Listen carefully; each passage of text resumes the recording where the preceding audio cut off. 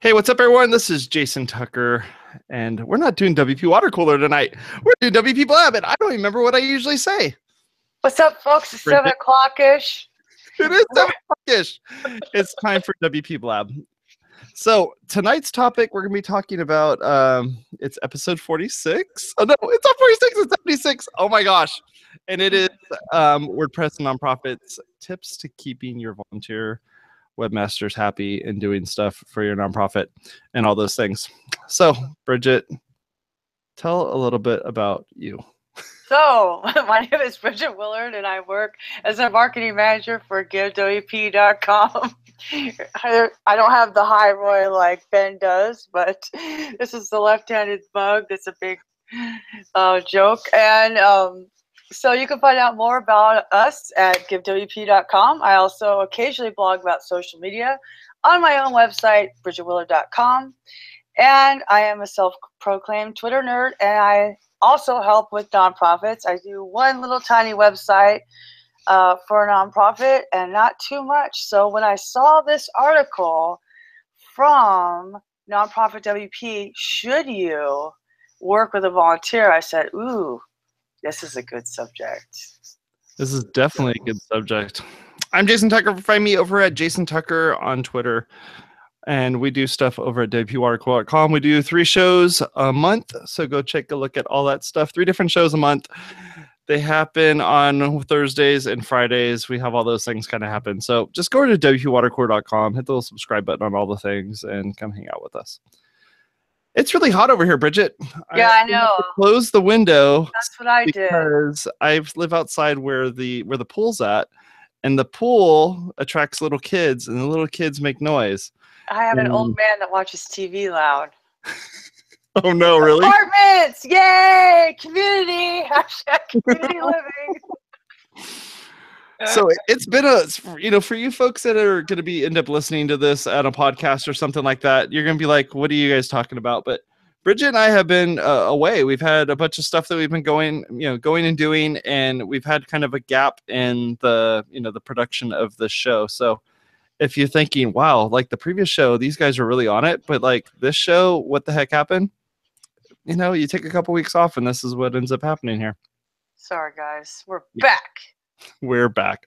So Bridget was talking about this article that she brought up regarding working with volunteers for your nonprofit and getting them to do website type things. And I work for a nonprofit. Bridget works with nonprofits, and most of the time what ends up happening is they go, oh, website, oh, social media, let's get a volunteer. Let's get the youngest person in the room and go have them do that. So, hey, 22-year-old, come over here. Here's a computer. Make us a .com. Can you make the .com happen? Go make it happen. Right? That's pretty much what it is. I mean, they used to be called Webmasters, but Mario Silva in the chat is saying he thought that went extinct. What do they call it? Is it just developer now if you're using WordPress? Oh, heck no. It's the person in charge of the website. What do they call it? The admin? I would say it's still a webmaster of sorts. I mean, we have, like at the church I work at, we have a person who, she does photography. She also does webmaster type things. She's the person who, and I'm using she because this person is a she. She's a person who goes into the website, makes the changes that she needs to do to it, and then anything that's structurally things that need to happen, she either hires out or she has somebody like me who's a web developer person go in there and make those changes. Shree's saying web admin. That sounds about right too. Yeah, so I dated myself a little bit. Everybody knows I'm 40 whatever, so there you go. All right, everybody, get on. Charge. Go onto the Lycos.com thing and do a search for us. We just wrote a new article on WebMonkey. Go take a look at that. I just got my AOL 5.0 desk. Yes. 56K. It's gonna be amazing. Woohoo! So this topic's kind of near and dear to both of our hearts because for Bridget, on Bridget's side of things, is that they make a plugin that's for people that are trying to get gifts, get donations, get contributions, and they're trying to make it so that those folks are able to install the plugin easily, be able to make it so that they can configure it and be able to have people give donations on the website. But in order to do that, you need to have a website. And most of the time, what you end up having is this person who may know how to do the web. They may have learned how to do Dreamweaver, or they used to make websites on Front Page, or they used to, they had a GeoCities account because, you know, they're a zillennial, as I've heard.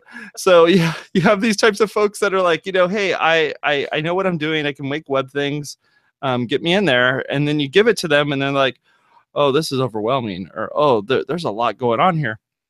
And, you know, with volunteers, you need to give them encouragement, and you need to say, yes, you could do this. Figure out the things that you're really good at and see if you can make this happen. But there are some limitations. One limitation, we chose this thing, and it's called WordPress, and you're going to be using it to make our website. So you can't go off to Squarespace. You can't go off to Weebly or Wix or something. No. We're using, you know, WordPress for this particular site. So get in there and start working with it. So that's me, though. Like, I do work with Give, obviously, the most robust online donation plugin for WordPress. But I started out as that volunteer who learned Front Page, who learned Dreamweaver, who learned to be just dangerous enough to copy CSS from CSS and Garden. And I did start our webpage, pardonprodigals.com, in Dreamweaver. I did eventually make a CSS template for it. And then I did think, hey, I should have a blog. So I did a .com blog for Pardon Prodigals. And then after I built my website, I go, oh, I'll just build one for pardonprodigals.com, right? So I just said, I'll just use 2017 or whatever the theme was, and I just did it, right? So they didn't tell me what they wanted. I initiated it because my late husband was the pastor of it. So I just did it. So I'm like, in that role, I was like the church secretary who took the initiative to do it. So it was a little different because they did say we need X, Y, and Z to happen. I'm the one that pushed it to happen. And I'm the one that was frustrated because here I am building this infrastructure to tell stories, and I couldn't get the stories to publish. Right. So it was a little bit different, but that's me. I mean, that's definitely, I'm that persona. So I definitely am. When I saw this, I was like, oh my gosh, we have to do this show. Yep. Yeah. I mean, I was working at another church before the church I'm working at now. And that other church, they had a lot more like volunteers as well as paid and unpaid interns that would come in, and they're like, I want to do something. Here's my skills. I know how to build a website. And you're like, that's great. What have you done it in? Oh, I wrote this thing in Node.js, and I do this because all this stuff is just things they've been doing in class. Oh, right. Like, okay, well, cut all that stuff out. We use this. Can you type words and put them into a Microsoft Word looking editor that has bold, italicized, underline, and put all that stuff in there, make links and all those things that I tell you to do, and just crank out the content? And I'm like, yeah, sure, we could do that.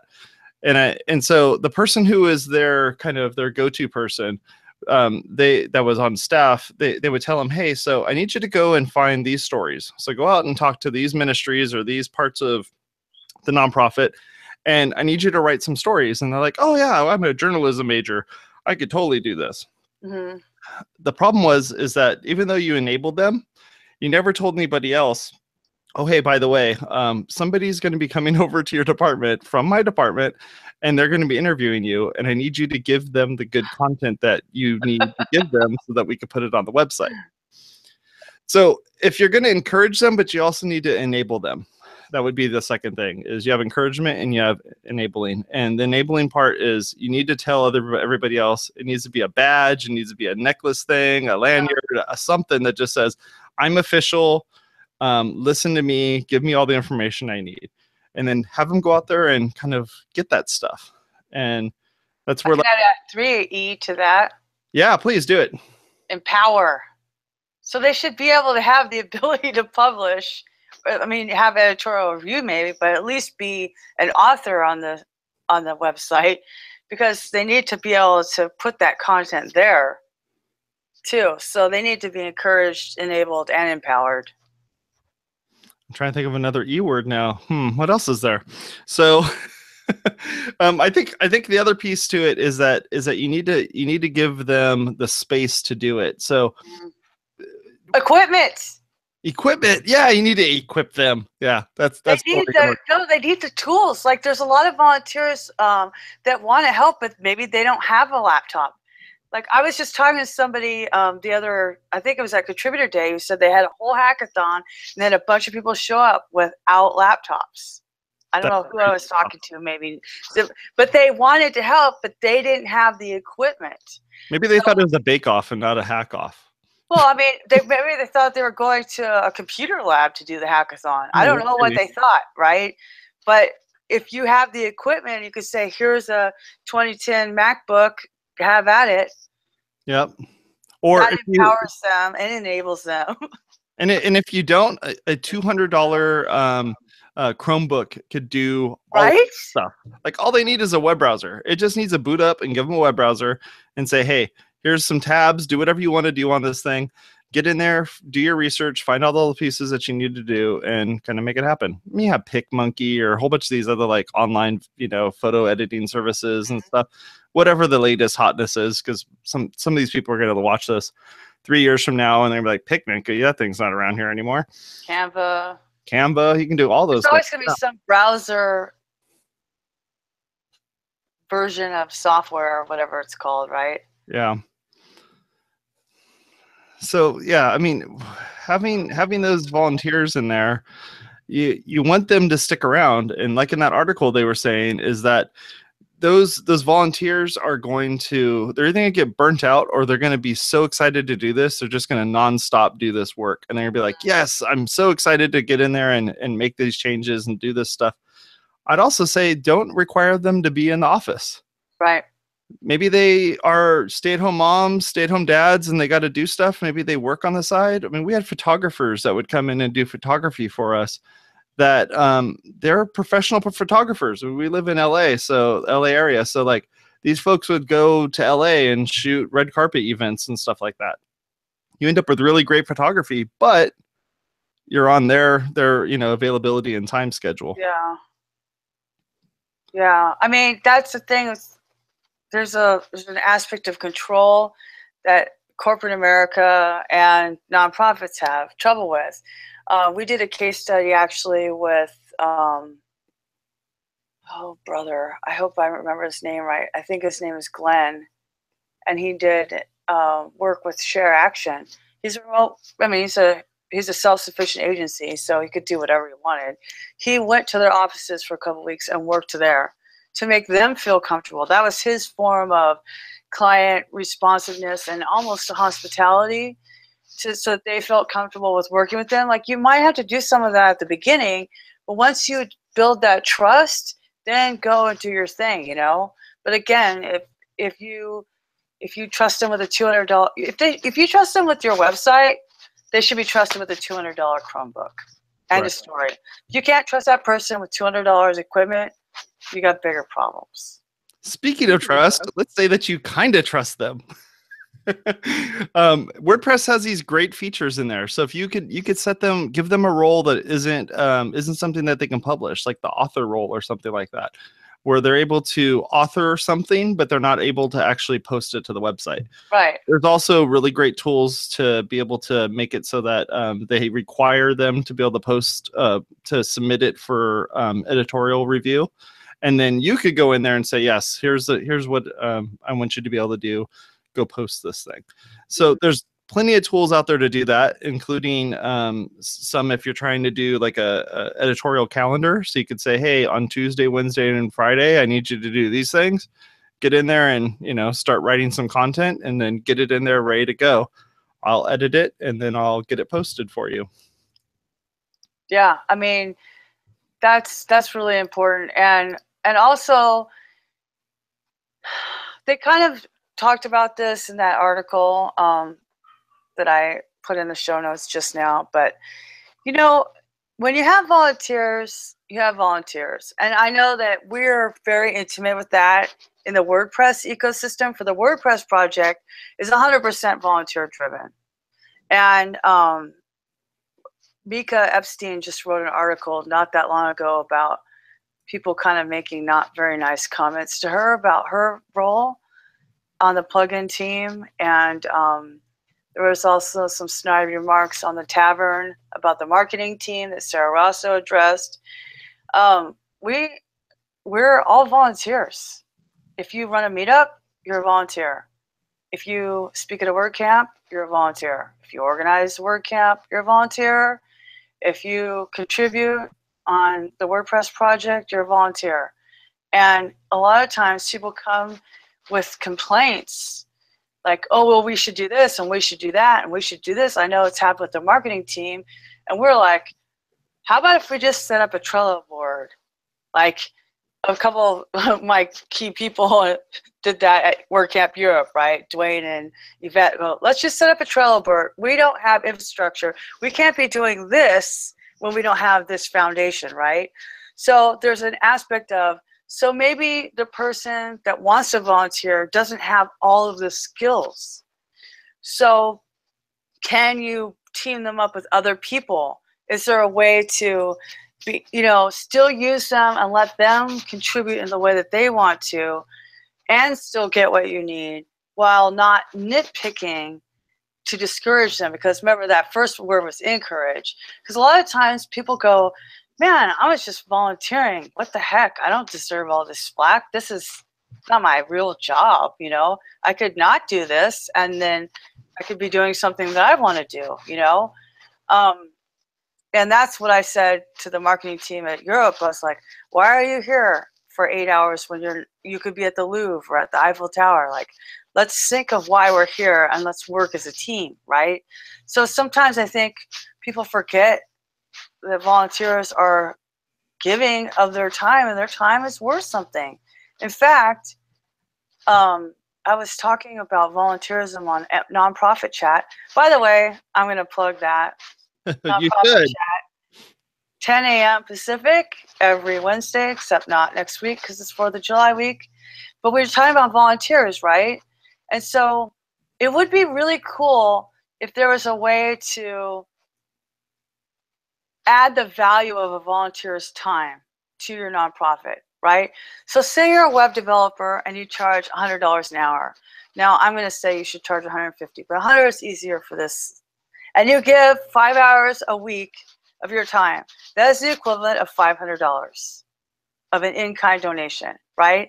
And so instead of them seeing that as, oh my gosh, this guy comes here and he doesn't do anything for us, I wonder if that concept of Samantha McCoy's idea of giving a $0 invoice, if we did that when we volunteered, not so that we could get the tax write-off, but as much as like, look, I give you 5 hours, this is worth $500. I just wanted you to know that, right? Because there's a perception that because people are volunteering, it's not worth very much. Right. I think that's part of the communication problem and the valuing that doesn't happen correctly, because there's a cognitive disconnect between what's being given and what it's worth. Like a $500 website, we do that to ourselves in a lot of ways. Well, yeah, that's maybe 5 pages and it took you maybe less than 5 hours, right? But that's not going to have Gravity forms and integrations with this, and a membership site and a back end, and React on the top of it with whatever. Yep. That's what I'm saying. Like, so sometimes I think that we as volunteers sell ourselves short, and that's why the people who receive our volunteerism maybe don't understand the value of it. There's a lack of communication with things that they don't understand. Yeah. Well, I mean, we touched a little bit on the website side of things, but I think some of this stuff does tie somewhat into the social media side of it. I don't want to go crazy deep into social media because we talk about social media on this show all the time. But some of the parts that, especially for me I have an intern right now that's working in my department. And I'm trying to show her how WordPress works, which she already knows how, but she may know it from a very specific perspective. Right. But it's like, okay, I need you to also know how social media ties into the key pieces within WordPress. So for instance, you're writing a blog post If you have Yoast SEO installed, which it should just become standard and you just install it, Yoast SEO gives you these boxes that you need to fill in. You know, there's all sorts of different things for Twitter, for social media sharing, for LinkedIn, for blah, blah, whatever it is, all this stuff. Put all that information in there and know why you're putting it in there and show them, hey, when you do this, this is what happens. When you forget to do it, here's what happens when you forget to do it. It's going to either default back or worse yet, it won't show anything. And now you just have a link that shows up on Facebook. And, you know, show them kind of how these pieces work and give them the ability to go, look, here, I've set up a bunch of fake Twitter accounts, fake, you know, Facebook account, all this stuff. Play. Get in there and mess around with it and play. Because I'll tell you right now, when you give somebody a sandbox to play around in and just say, hey, here, we have a fake Facebook page. We have a fake account that's tied to it. We have a fake Twitter account. And we have a fake Pinterest account or whatever, all these different socials that you're going to be posting to. Post this stuff out there and see what happens when you do it. And we're not going to be mad at you when you screwed up. Because we want you to be mad at you that you screwed it up because you've already been you understand how this works now. Why did you mess this part up? And what should you do when you mess it up?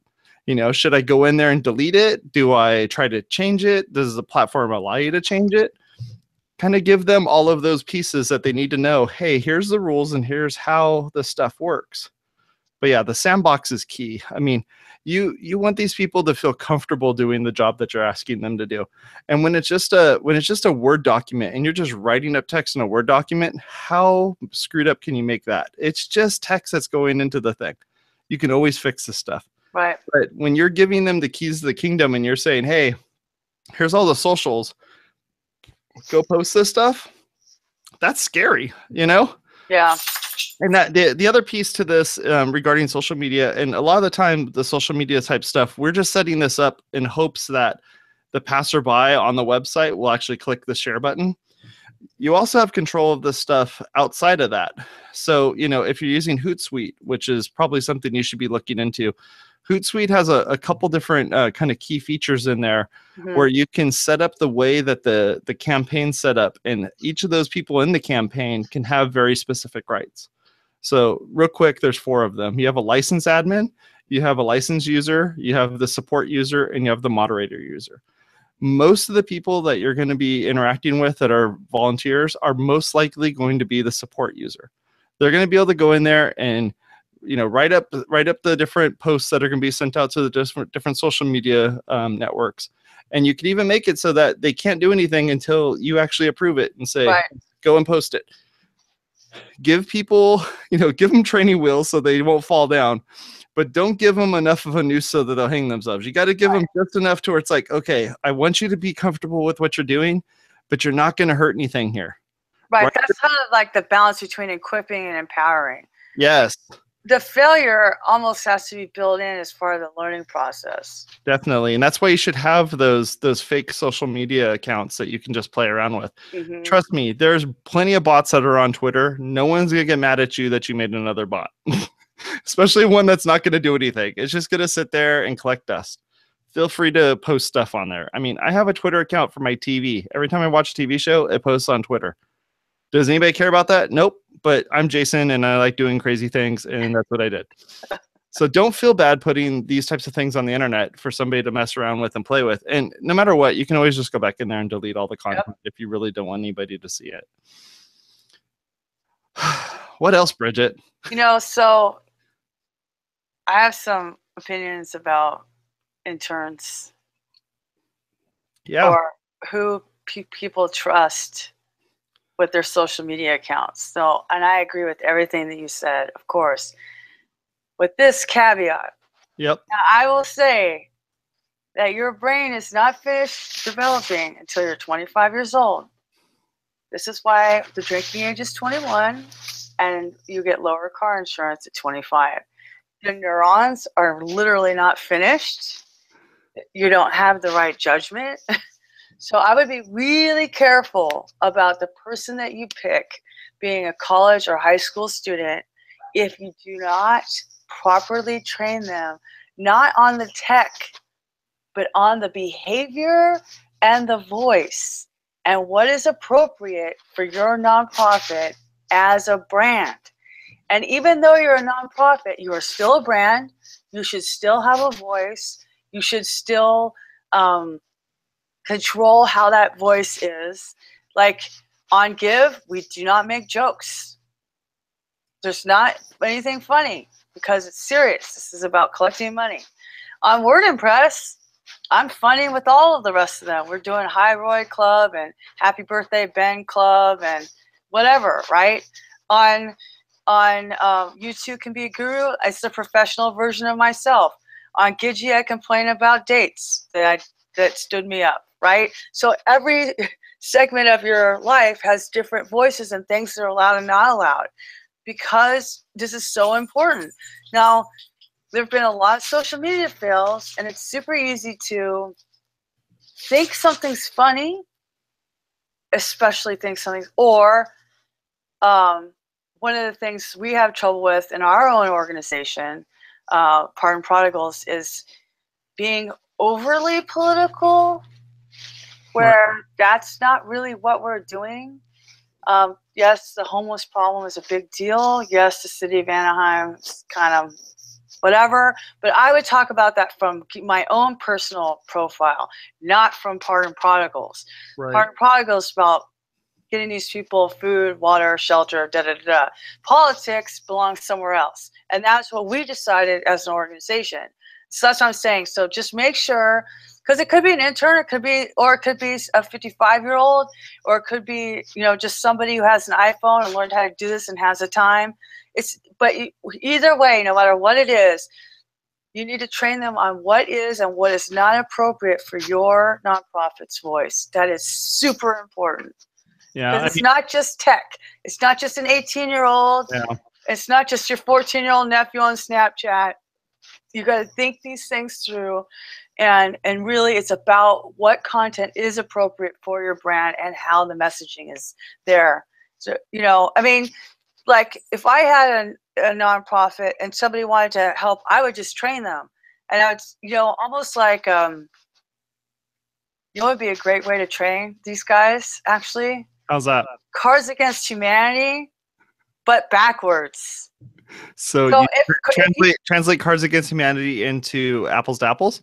Yes, basically. But Cards Against Humanity is situational, right? Right. And the more inappropriate it is, the funnier it is. But it should go backwards. Like if your tweet fits in Cards Against Humanity, it's not good for our brand. Like we did this with one of our clients. Here's a situation, a specific hypothetical. This is posted. What do you do? And train them, like, here's how you would respond. Because that's part of the empowering and equipping them to deal with your brand as a voice. And also that goes with the website content too. It just depends on how you want to present yourselves. So yeah, for sure. Yeah, especially, for working at a church, especially when you have a church that actually has social media presence that's doing a lot of stuff on there, which our church is slowly but surely getting to that point. One thing that we learned at my previous church is that social media typically is like the end point for the user on Twitter to get a hold of you. They're looking at it and going, oh, there's a person on the other end of this. It's not just a robot posting a bunch of links. Oh, there's a person on the end of this. Hey, person, I'm having problems with so-and-so. I'm doing this and that. I feel like I'm suicidal. I feel like I'm whatever it is. There's all sorts of stuff that happens on Twitter. Tell those people that are running the social media account, your job is not to fix everything publicly on social media. Right. Tell them, hey, send us a direct message. Maybe we can get a hold of you. Hey, here's our phone number. Here's how you can get a hold of us. Hey, here's an email address we don't mind putting on social media. Put this out there. Give them these avenues that they can redirect and reflect and kind of send this stuff off elsewhere. Because just because the fact that they're running the social media account does not mean that they need to be everything. Like if you're running a social media account for like, let's say your nonprofit is we fix old cars we fix old cars for old people or something like that. And these people get on there and say, how do I fix my car? How do I do this and that? Be as helpful as you can to them, but you don't need to fix their car over Twitter. Like you can't go and do 140 characters of here's how to repair the engine or whatever. reflect it and say, hey, send this elsewhere, redirect all of that stuff to someplace else, because they're not the ones that need to answer all this stuff, unless they're the ones that should totally answer this stuff. But almost never, though. Like we get support requests on Twitter, and you know what I do? I go on my phone, I go share via Slack. It goes to the Give Slack channel. I add Matt, and there you go. Like, you know, we want to be accessible wherever people want to talk to us. It doesn't mean that the person touching the keyboard is the one who has the information. I see it more like in the olden days, and before the two of us were even born, where the operator had the switchboard, and they literally had to put the pegs into the thing, like, oh, operator, ring dingy dingy dingy, like the and so you direct the people. I call it a people broker. Right. So what happens, because I've done social media for so long, 10 years, I know a lot of people. So people ask, oh, do you know somebody who does X or Y or whatever? And so I can at least go, I don't know right now, but I think I could find somebody. So that's the thing. It's like you're that first, the first touch. You're potentially the first touch, right? You don't need to be the first responder. like the person that's gonna go up there and give them CPR. You don't have to be the one giving CPR. Right, exactly. You're the one that calls the person that says, "Hey, we need CPR over here." Well, that's like 911. They dispatch you. Right. Yeah, and they've been trained. Hey, can you do this? Or is there somebody that's trying to get in your house? Can you get into a closet? Can you do this and that? Can you be quiet so nothing bad happens to you? But that's it. They're not trying to fix the situation. They're just trying to give out enough. That's the kind of training that's really missing, actually. That's a really great idea. 911 operator training for social media, because I see a blog post. You do. You see the blog post. I totally see the blog post all ready to go. But that's so true. That's exactly it, Jason. And that's the thing. Part of equipping people is letting them know, okay, well, this happens, and probably this will happen, this will happen. Now, for me, doing handling support questions, when I was doing construction, I heard my boss talking 5 feet away. I'm a remote worker now. So, but as I experience these questions more and more, I start to know what the answer is, or know that we have an article about it, and I can send them there first before they submit a support ticket. Because ideally, we would like the support tickets to, if they could be answered by the blog post, that's the reason why we wrote it, right? Right. But we love support. We're not against talking to our customers. But if I could send them there first, and then that's the answer, then everybody wins, right? So, but it's taken me 1.5 years to be there. So, and I'm not a volunteer. This is my job. So we have to write some documentation almost for our volunteers. Throw up a G-Doc and say, here's what we want you to do. And if it's a church and if they ask what times the services are, give them the answer, or give them the link to the website, or say, here's a hypothetical. Hey, thanks for asking. The 10:30 service starts, and here's the information for parking link, or whatever like that. Or no, the fire's not near us, or whatever. You can give them that information. Or, what city are you in? Well, let me find a mechanic in Brea, and then I'll have the mechanic, DM me your information. And I'll set, or whatever. Because there's that kind of you don't want them to feel like, oh, I can't do anything. I'm doing this. And the worst thing is, here's what's worse. What's worse is never responding. Oh my gosh. Yes. Never. I've had people respond to tweets 2 years later, and I'm like, really? Jeez. Yeah. It's just so bad. Or instead of answering your question, they just retweet your tweet. Is this thing on? Yeah, it's not like, I don't know if you've ever watched if you've watched the podcast called, or listened to the podcast called Reply All. Reply All has this thing, it's called the Email Debt Forgiveness Day.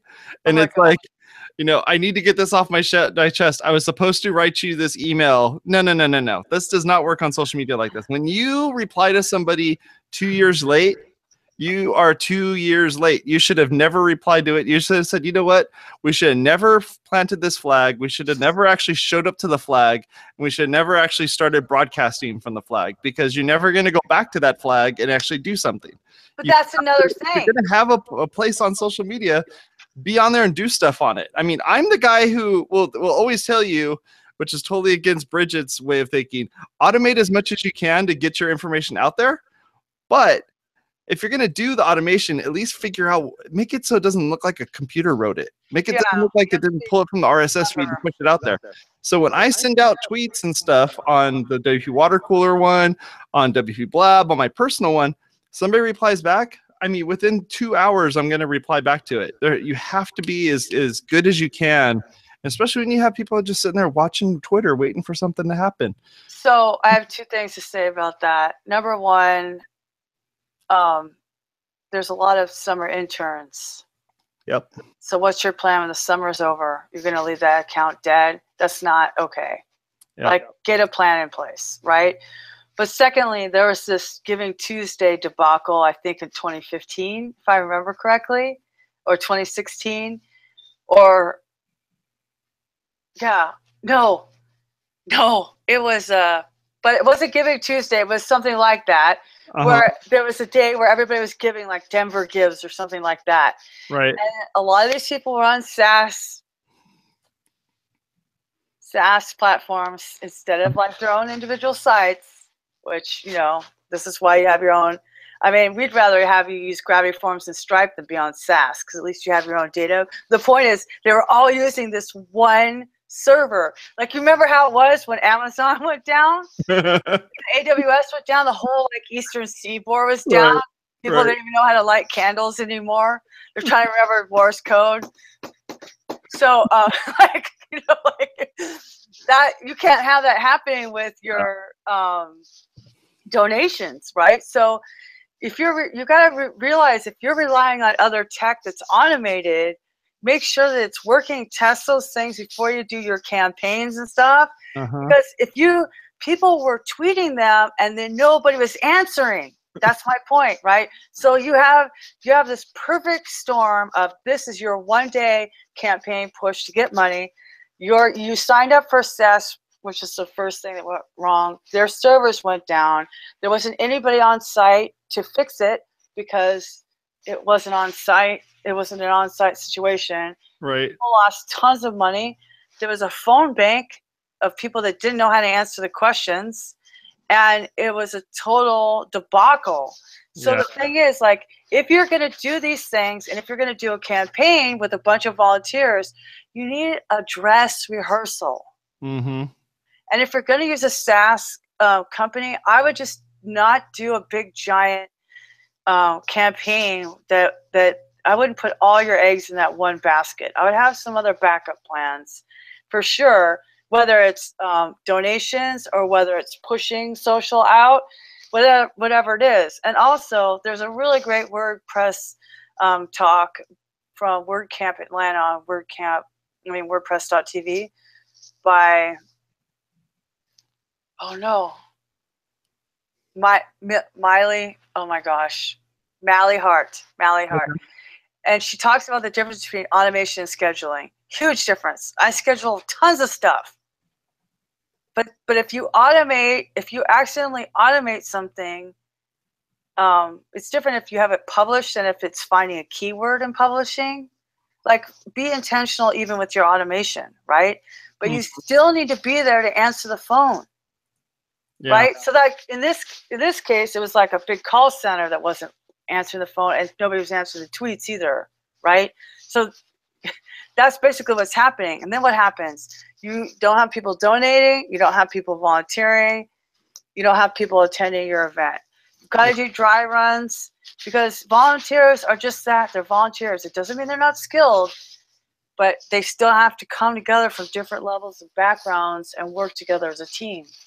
Well, and sometimes those volunteers, and I've seen it all the time in the churches I've worked at, sometimes those volunteers are more driven to do the job paid 40 hours a week to sit there and do the job.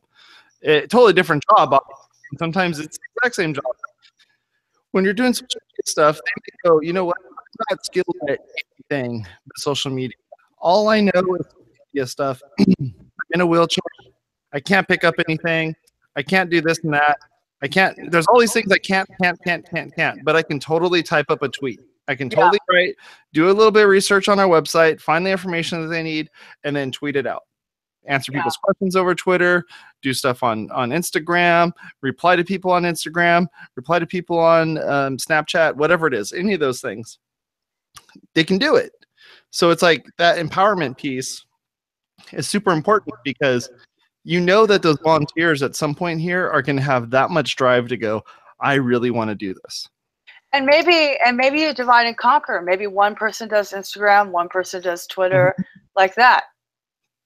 Yeah. I mean, because it doesn't have to be the same person. People that are volunteering, they like that immediate feedback of, like, they feel like they did something. So having a team that they can work with is also really fun, because then you're giving a volunteer the ability to also make friends. And recently on the nonprofit chat about volunteerism and attending events, one of my friends that attended said she will go to a nonprofit event with friends, especially if it's a work day, because it feels like you went to an event, you made friends, and you made a difference. Yeah. So, like, if you have a volunteer day and then you find out this person wanted to volunteer for photography, but really they're good at a GoPro, then maybe they can be the ones in the water during your baptisms, or maybe they can be the ones filming as you fix the old people's cars, or doing a ride along with Meals on Wheels. You know what I'm saying? Like, they may think that their skill set is good for photography, but maybe it's in an adjacent field. You don't know that until you have a volunteer work day where you could kind of talk to them and get that, extrapolate that out. Yeah. Yeah, I mean, we talked about this on a previous episode. We were talking about managing social media for an event, and we'll have a link in the show notes for that particular episode, so you can take a look at it. But you know, one of the things we've kind of started doing is having someone who's the person catching all the content as the thing happens. And if you have somebody who's really good at organizing, like physically organizing things, they may also be really good at virtually organizing things, putting them into folders and putting them into the different things that they need, renaming files, putting things here, tagging them different colors, put them into Dropbox, put them into, you know, whatever it is, put them all these different places and stage them all up, and then say, okay, team over here that's going to be posting this stuff on social media, all your files are ready to go, already cropped, already figured out. We put them in Canva, we put graphics on top of them, we got them all ready to go, have at it. And then those folks can go, great, now I can do this. And now you've just empowered two sets of people, somebody who does not want to do social media, who hates writing stuff and can't spell worth a darn, and they know it, and they don't want to do any of that thing, but they can sit there and actually manage this stuff within that particular space. And they help with the infrastructure. This totally happened when we were doing children's ministry in Sunday school. A lady had broken her leg. She wanted to help, but she knew she couldn't do the class. But she was really good at organizing. She went in there and in one day had everything totally organized in all of the Sunday school rooms. Boxes, labels, crayons here. Everybody had the broken crayons were gone. All the child, donation toys that were really choking hazards were the trash where they belong. You know what I'm saying? Like all that kind of stuff. And that's so true, because there are people who could sit there and Photoshop and compress images all day long, or write different versions of it, but they can't be there at the event, and they could just fill up your queue of things to do, or even brainstorming. Like, I'm really good at brainstorming. I didn't even think I was until people were like, well, what could I do? And I'm like, you could do this, or you could do this, or you could do this, or you could do this. They're like, wow, you're really good at brainstorming. I'm like, I don't know, it's not stressful to me because it's not my idea. I could just start riffing, Yeah. And so that's what I'm saying. Like, you don't know until you meet. You have that. It's really good to have like a volunteer day. Like, don't make even if people are remote, maybe they can meet on Zoom or Google Hangout, because the Webmaster website admin, site admin shouldn't be siloed from the social media person, who shouldn't be siloed from the nonprofit executive. All those people need to be communicating together, and maybe having, even like how we do with our remote team at Give, we have Tuesday staff meetings. Maybe once a month you have a hangout and you have coffee and you talk about all the things. Then guess what? People have camaraderie and they feel like they're on a team. And that's why a lot of people volunteer in the first place. They really want to give back, but it feels weird when you're by yourself. If they see how their pieces fit together, like you were saying with the sandbox, but as people, if they see how their pieces fit together, then they feel really encouraged. It goes back. Encourage, equip, empower. It all comes back. You know, it all comes back, and then you're back and encouraging again. And then they want to do it, you know? So that's really important. And I think we have the technology to make that happen. And even if people can't make it every time, if you just do, like, you know, the first Monday of the month, we're going to have coffee at 10 o'clock, everybody can make it. And then all of a sudden you have this camaraderie.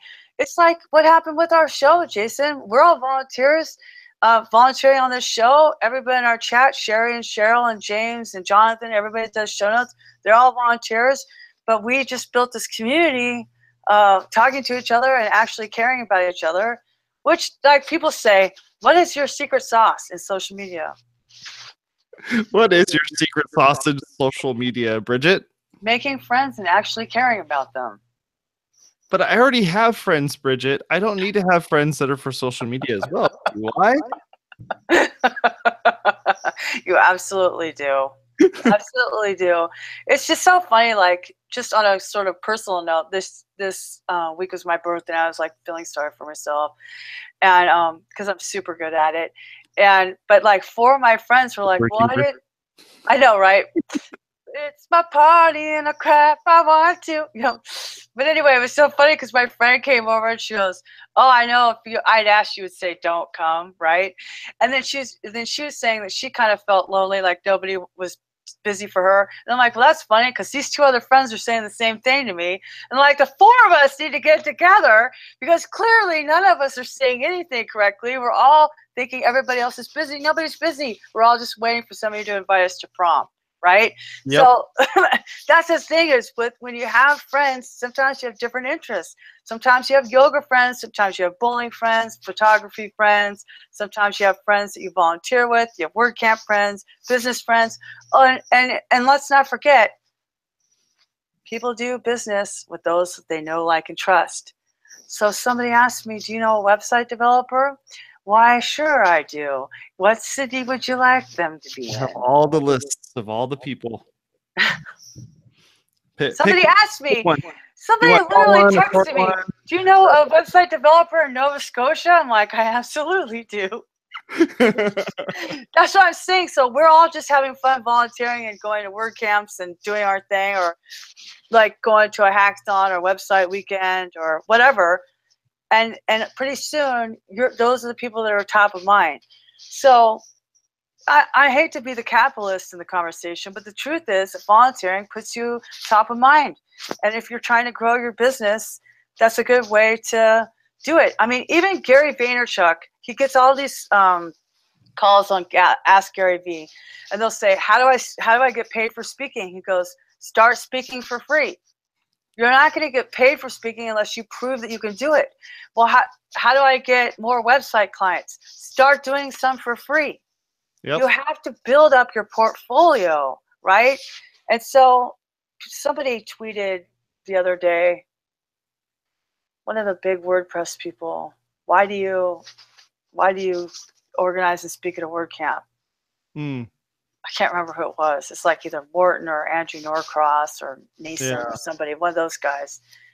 And I was like, because this community volunteer-backed project is why I have a job. Yep. Of course I'm going to give back. It's like, it's stupid not to. It's like, even for a selfish reason, if I want my job to continue, then WordPress needs to continue to grow, because Give needs to continue to grow, right? And our whole plugin ecosystem is built on software that's freely given and freely contributed to. So of course we're giving back, right? And there's that attitude of feeling indebted that you're not alone in this world. And I hate to quote Hillary Clinton, but it takes a village. Like there's some aspect of that that's very true. And we've lost a lot of our communal lifestyle because of technology. And now because of technology, we can gain it back. We can be a community with the people that need our help because we do have skills. And I volunteer for several social media accounts and one website for nonprofits because it's something I can do. I can't go out every Friday night and help the homeless anymore, but I can do their social media and I can do the website. So it doesn't have to be the person who's the boots on the ground either. It can be somebody who's interested. And so that's why referring and bringing your friends is a great way to help build that volunteer base. So if you encourage them, what was that second E? Something, encourage, educate, equip, empower. That educates a new E. But either way. You should totally pay for somebody to go and get educated on some of this stuff. Oh, for sure. Why not? They have nonprofit technology conferences all the time. They're usually very expensive, but I can tell you one nonprofit technology conference that happens almost every weekend, no matter where you are, for the low cost of $40. Would you like to know where it is? I wonder. You could go to central.wordcamp.org/schedule and find a WordCamp near you. For $20 a day, you can learn all that you're willing to sit in a class and learn. And if not, there's always Hallway Track. Exactly. Dude, this would be a great blog post. It would be a great blog post. You know, you may want to ask one of these nice ladies that have been sitting here writing educate, empower, really great looking show notes if they want to co-blog with you or blog I don't know, whatever the word is for co-author. Yeah, co-author. Should say, hey, you want to? I just can't remember that other E. Well, it's in the show notes. Empower, equip, educate, something else. Anyway, this is wow. For being out of touch, we even like. I could totally screw up an intro for this episode, but man, we did a really great episode though. So yeah, it's so cool. I mean, we have the coolest community. I love how they say we miss Blab, and you know what? We miss you guys too. So thanks for sticking around and let us have a couple weeks off. All I have to say about going to Europe is that jet lag is no joke. I should have taken a whole week off after that. At least you don't live in Hawaii and had to go from there to Hawaii. Can you imagine? That's another 3 hours? No way. Enable. Encourage, enable. Thank you, Sherry. You're the best. Well, Bridget, we got like a couple more minutes left. If anybody in the chat room has any questions or anything that they wanted to bring up, or if there's any links or anything that we need to add to this, or Mario wants to know if volunteers at WPBlab get Chromebooks. As soon as we get our 501 seats, get a Chromebook. You get a Chromebook. They're all at Best Buy. Feel free to go buy your own. WPBlab. 501 seats for nonprofit. Oh man, no, but Chromebooks are definitely the way to go when it comes to making this stuff super duper cheap. And I mean, it's cheaper than a cell phone, dude. Like I even had somebody one time, they were like, "Can I take the laptop out to the event and so I could write this stuff?" And I was like, "You're writing tweets. You have the best thing here." Right. If you really need something, let me go get you a Bluetooth keyboard. You can pair it, and you can just sit there and pop out your pop socket, put it right here, and then blah, blah, blah, blah, blah, blah, and write out your blog post. You don't need a whole laptop. And they're like, oh, it's so much easier. I don't have to carry a laptop. That's great. It's like, oh my goodness. That's funny. Kevin, you get a free pass to LinkedIn Fridays. And Kevin Hoffman's on the board. Oh man, that's so funny. Now, have we done a show on mobile tools? No, we tried. Well, we did something, but we kind of mishmashed a bunch of it.